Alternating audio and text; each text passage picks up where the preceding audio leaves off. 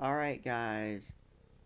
There's these 6 articles that I want to read, um, and the main focus is not so much the demographic angle, which I'll be getting to later. Um, uh, yeah, I think in this article specifically, it's what caught my eye was the survival versus using it for political means, and yeah, you obviously see what it says on the screen. So, anyways, feminist separatism is a theory that feminist opposition to patriarchy can be achieved through women's separation from men. Because of much of the theorizing is based on lesbian feminism, feminist separatism is often thought of as simply lesbian separatism. But at least 55% of the lesbian feminist movement and feminism is general uh, utilize or have been influenced by feminist separatism. Cultural critical cultural critic Alice Atchels described the emergence of a lesbian separatist movement as a response to homophobic sentiment expressed by feminist organizations like the National Organizations for Women. Eccles argues that, quote, the introduction of homo sex troubled many heterosexual feminists who had found in the women's movement a welcome respite from sexuality, end quote. Eccles considered separatism as a lesbian strategy to to untie lesbianism from sex to heterosexual women to the feminist movement felt more comfortable. Of course they did. And this is like the concept of intersectionality, since there was always issues that had to hold hands in order to actually connect an extra pathway to respect within the feminist community, if you know what I mean, you know? Anyways, Cell 16, which was founded in 1968 by Roxanne Dunbar, has been cited as the first organization to advance the concept of separatist feminism. Cultural historical Alice, cultural historian Alice Eccles credited Cell 16's work for helping establish the theoretical foundation for lesbian separatism. Eccles cites Cell 16 as an example of heterosexual feminist separatism, as the group never advocated lesbianism as a political strategy.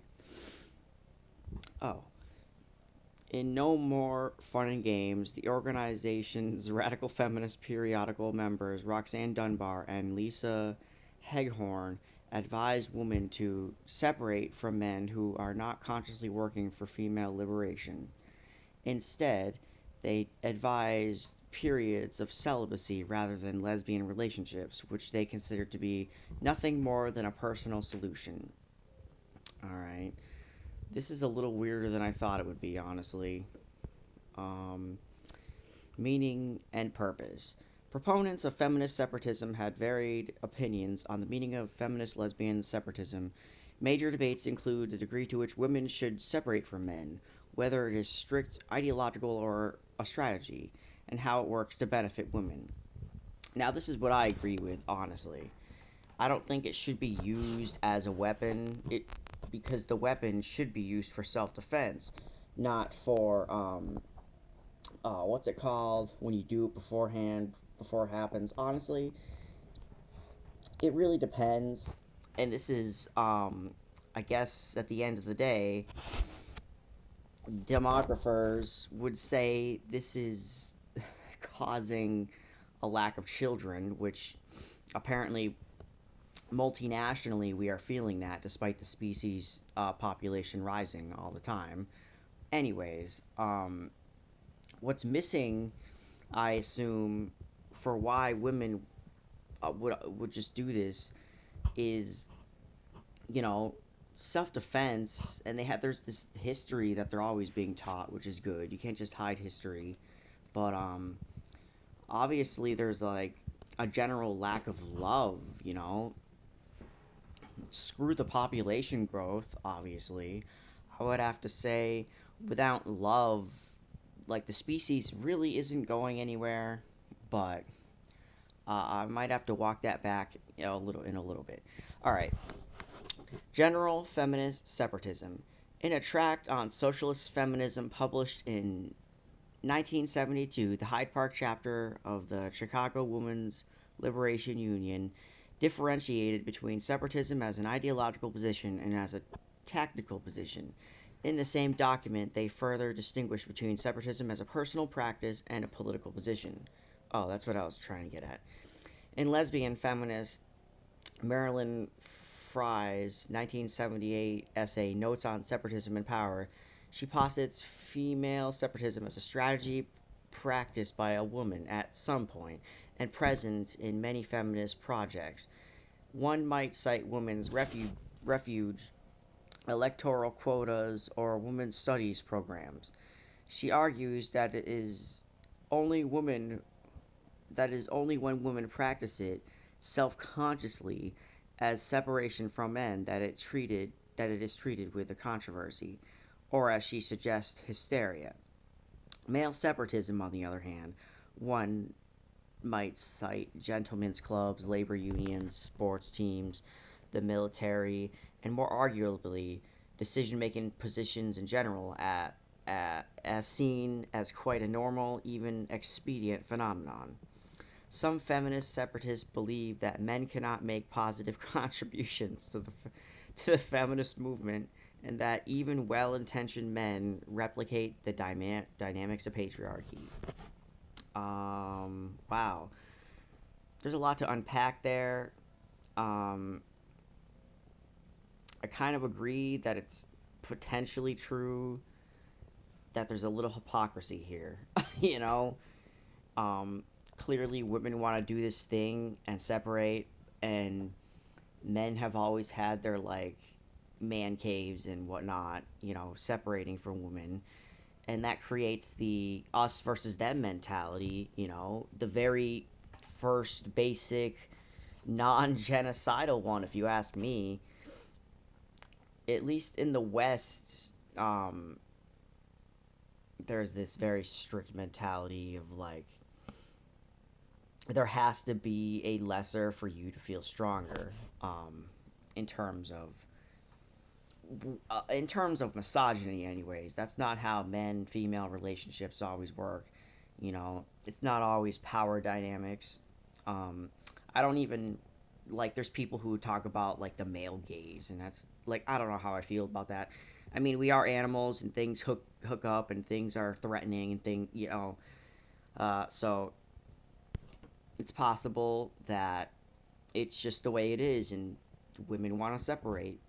Men have done it for probably pettier reasons, like honestly, just to feel like you are something else, as opposed to women who separate for survival strategy. It does sound very different in terms of why would they do it. All right, lesbian separatism.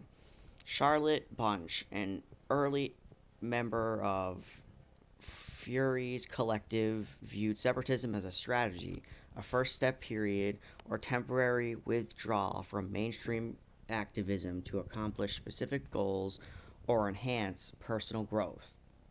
In addition to advocating withdrawal from working, personal, or casual relationships with men, the Furies recommended that lesbian separatists relate, quote, only with women who cut their ties to male privilege, end quote, and suggests that, quote, as long as women still benefit from heterosexuality, receive its privileges and security, they will at some point have to betray their sisters, especially lesbian sisters who do not receive those benefits, end quote. This was part of a large idea that Bunch articulated in Learning from Lesbian Separatism, 1976, that, quote, in a male supremacist society, heterosexuality is a political institution, end quote, and the practice of separatism is a way to escape its domination. Separatism has been considered by lesbians as both a temporary strategy and as a lifelong, oh, Lambda Award winning author Elena Dykewamam what? Has chosen separatism as a lifelong practice. In her 1988 book, Lesbian Ethic Toward New Value, lesbian philosopher Sarah Lucia Hogland alludes to lesbian separatism political to oh alludes to lesbian separatism's potential to encourage lesbians to develop healthy community ethics based on shared values. Hogland articulates a distinction originally noted by lesbian separatist author and uh, anthologist Julia Penelope, between a lesbian subculture and a feminist community, membership in the subculture being, quote, defined in negative terms by an external hostile culture, end quote, and members in the community being based on, quote, the values we believe we can enact here, end quote. Bete Tellin believes that lesbian separatism, unlike some other separatist movements, is, quote, not about the establishment of an independent state, it is about the development of an autonomous self identity and the creation of a strong, solid lesbian community, end quote. Lesbian historian Lillian Ferdinand describes the separatist impulses of lesbian feminism, which created culture and cultural artifacts as, quote, giving love between women grading, oh, giving love between women greater visibility in broader culture. Fetterman also believed that lesbians feminists who acted to create separatist institutions did so to bring, quote, to bring their ideals and integrity, nurturing the needy, self determination, and equality of labor and rewards into all aspects of institutions, building, and economics. So, um, outside of heterosexual animosity, I think that the lesbian aspect makes sense. You know, though there are like rumors and such that some women just fall into the lesbian path as the stereotype of what we call them when they leave men, you know. And this is what happens with men too. Like as soon as you're not having sex or whatever, or you're single, you're known as gay. So this is sort of like a different version of that where women are more social but with the opposite sex. You know, so as opposed to men not being social and you assume they're into the opposite sex, which is really weird. All right. I think I can potentially go into the next article. So I think there is some pretty good morals in that, honestly. Basically, you understand that I rambled on about how it might as well be survival as opposed to political. Um, whether or not it's heterosexual antagonism or lesbians who just want to love other women and get away from the men who want to make them uh, theirs, you know, which is just honestly not right. Anyways,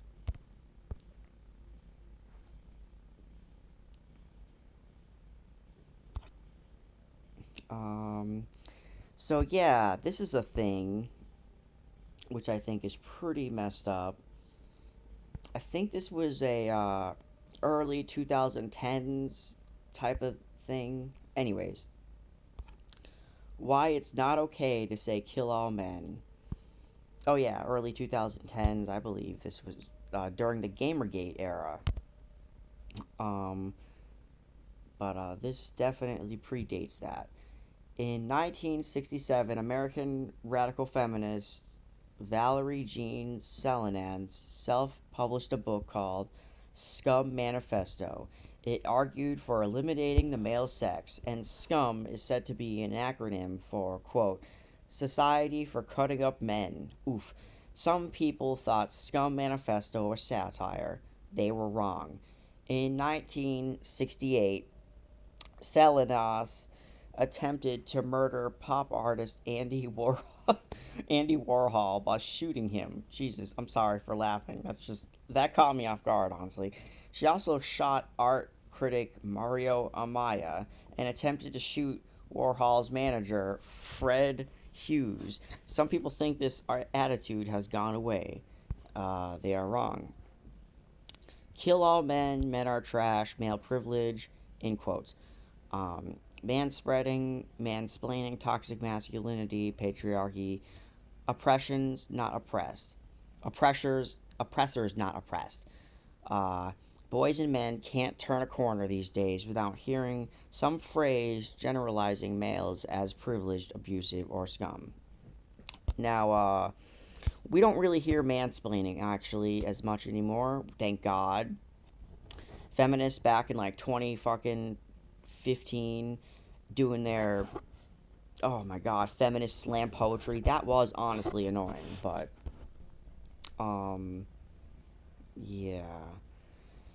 So misandry is the hatred of contempt for or prejudice against boys and men in general, and is often associated with the suffering of males being mocked, uh, mis- minimized, dismissed, encouraged, and celebrated.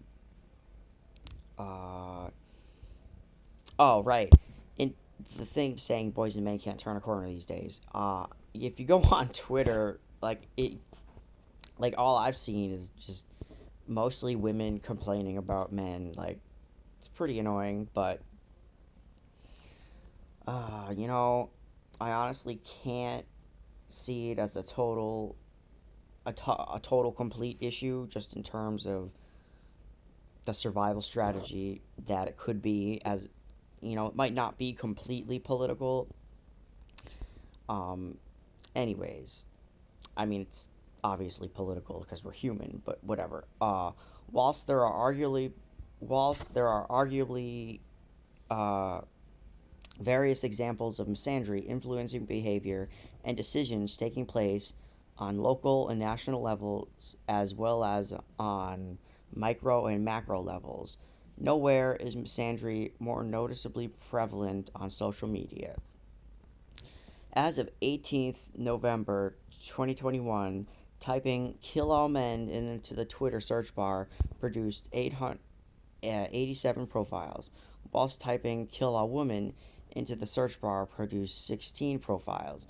Typing "proud misandrist" into the Twitter search bar produced 26 profiles, while typing "proud misandrist" into the Twitter search bar produced 4 profiles.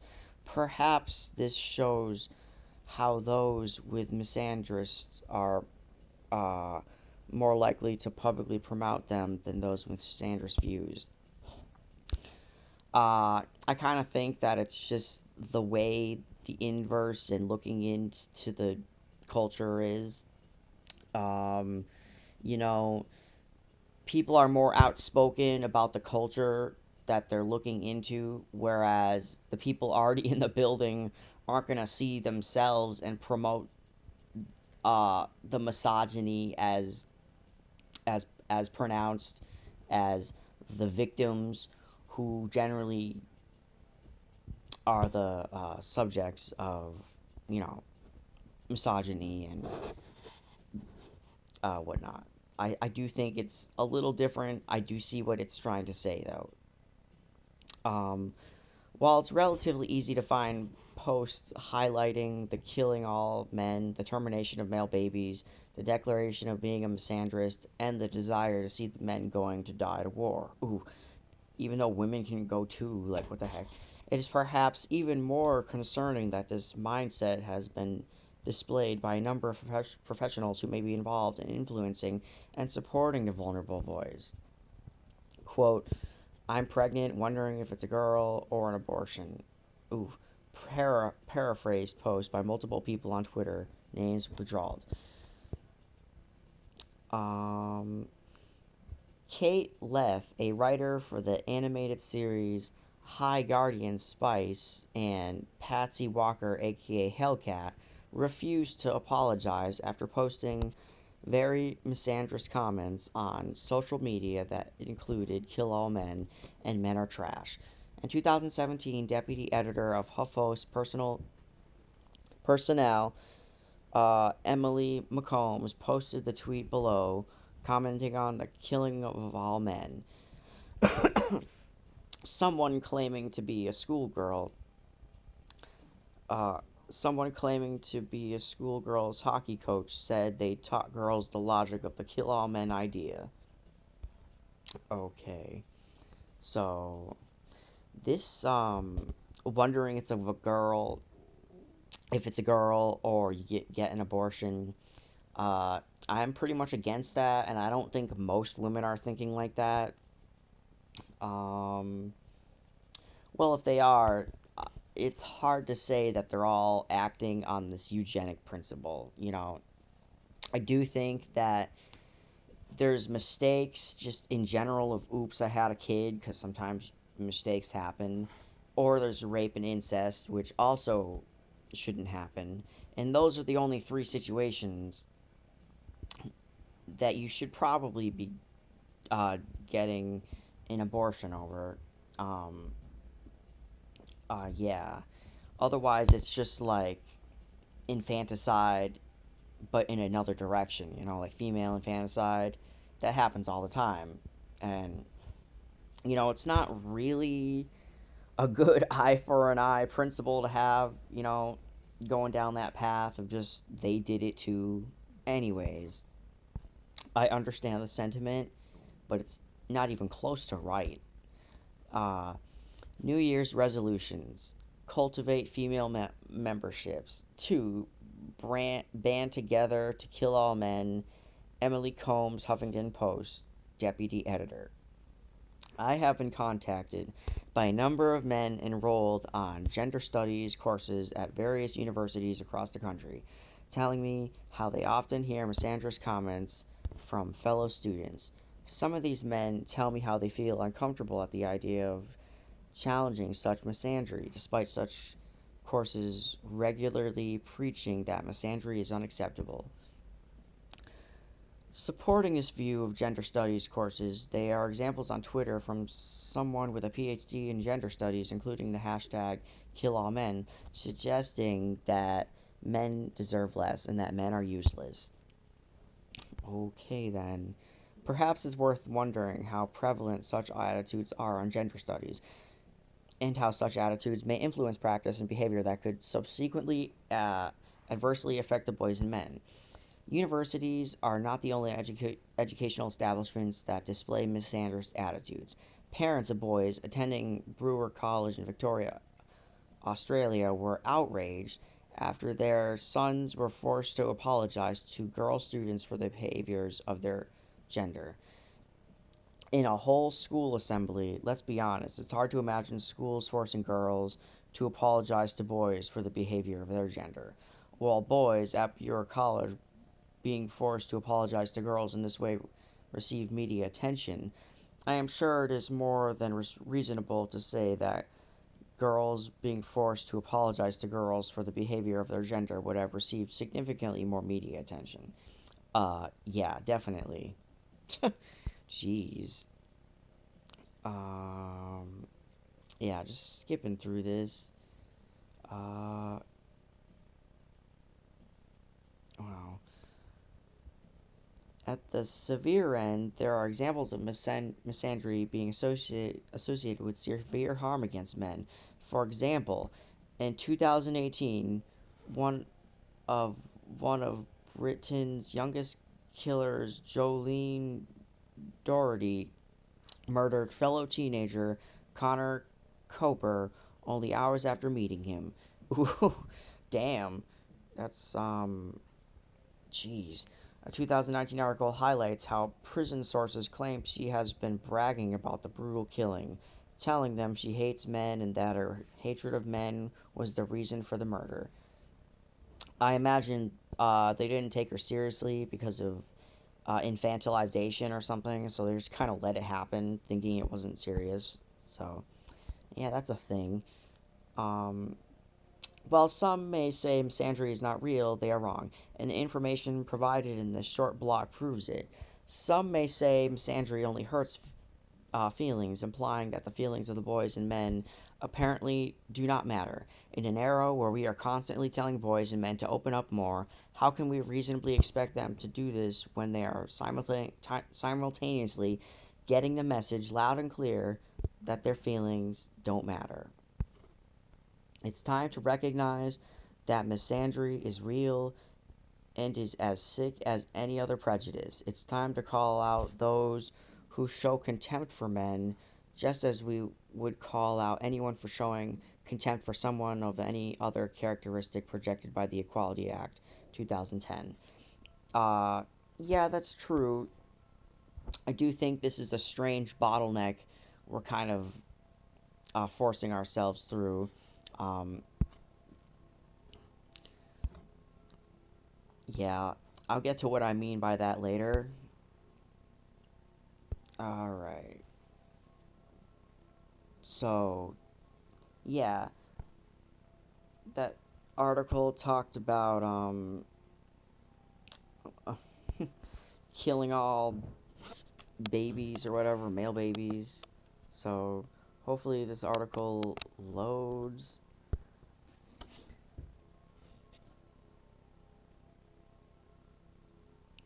Uh yeah.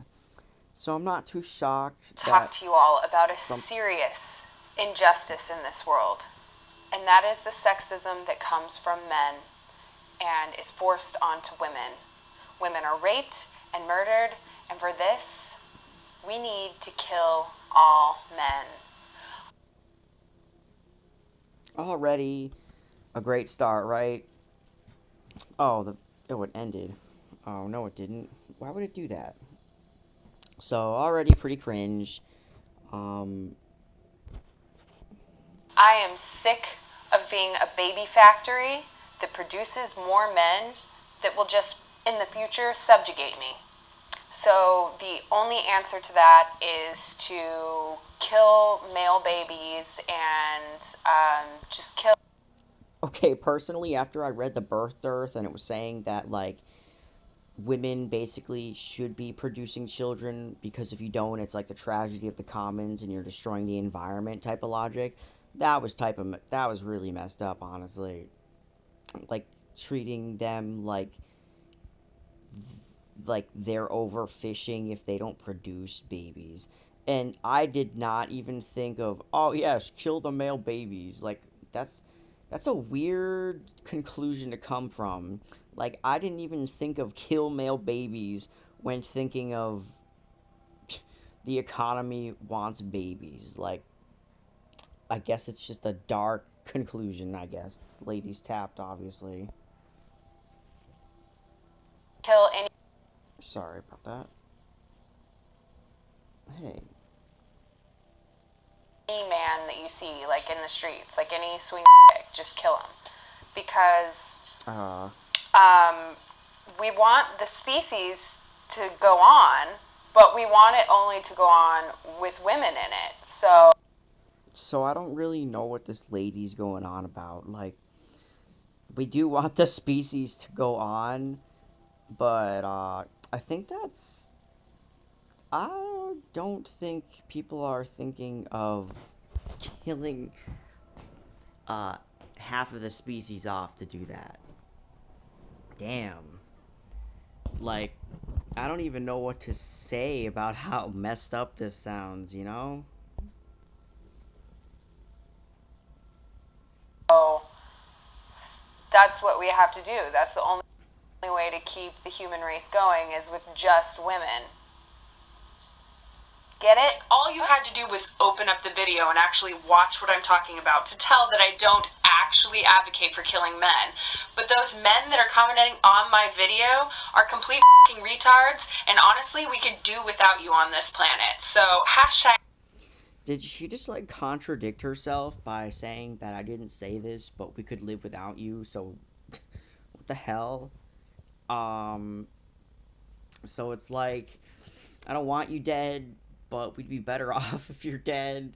I'm not saying you should die, but but there's a principal there's mechanisms of decency if you die. Like wow, like how messed up. All right. So, I kind of wanted to read this one, but man, it's a shame that I don't really like the framing of liberal feminism because liberalism is just like the system, the board that we all play on, I guess, and it's anyone's game, you know. Feminism just happens to be wrapped up in it, and of course, initially, liberalism was propped up by patriarchy. So, I mean, it just kind of makes sense. I guess colloquially, we don't think of liberal liberalism and patriarchy as like the same thing because liberalism in the state that we're in that we see it when we're mocking liberals is like blue hairs and social justice warriors, and patriarchy is so far removed from those concepts, at least in the way we think about it now, you know. um, so if you want me to read this, maybe I will. It's just I almost don't know how related it is. It is related, but at the same time, it's not. All right, I will be doing part two momentarily. Oh.